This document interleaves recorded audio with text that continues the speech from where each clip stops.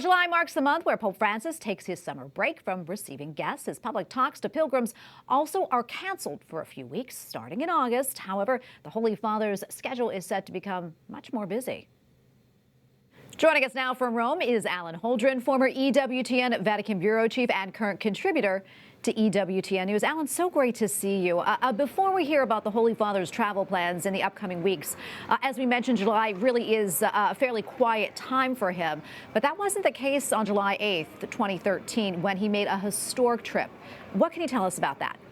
Yeah, so 10 years ago, he made that first trip of his pontificate to Lampedusa, and he made that choice very intentionally, wanting to go and show a little bit of the plight of migrants that cross the Mediterranean.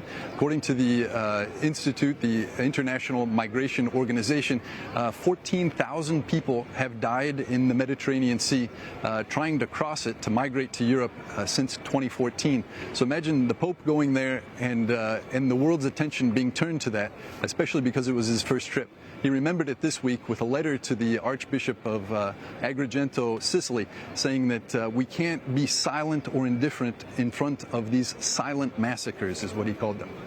Yeah, and Alan, very important to know. And also, let's talk about his current plans right now. We know that the Holy Father is going to be very busy starting next month in August. Where will he be traveling? So he has a whole bunch of trips lined up. He'll be going to World Youth Day in Lisbon, Portugal from the 2nd to the 6th of August. That also includes a stopover in Fatima. He'll go there just for a prayer in the morning with the sick at the Apparitions Chapel. And then at the end of August, he has a trip planned to Mongolia, of all places. He'll be going there from August the 31st to September the 4th. And then at the end of September, he's going to be going towards the end to Marseille, France, where he's going to be meeting with young people. They're getting together an ecumenical group to speak about problems that exist across the Mediterranean, trying to come up with solutions, and they asked him for a hand. And Alan, I also know that there will be two important events coming up in Rome later on. What can you tell us about those?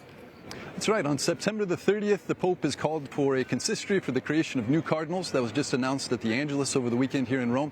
It's been the buzz around town here. As always, the Pope had a lot of surprise picks, including an auxiliary bishop, which is sort of the assistant bishop to the main bishop of Lisbon, Portugal, the bishop that's been in charge of World Youth Day organization, and also the patriarch, the Archbishop of Jerusalem, who said that he felt like this was a nod from the Pope towards the Mother Church of Jerusalem, and also an attention to this place that's always been high in tension and in conflict.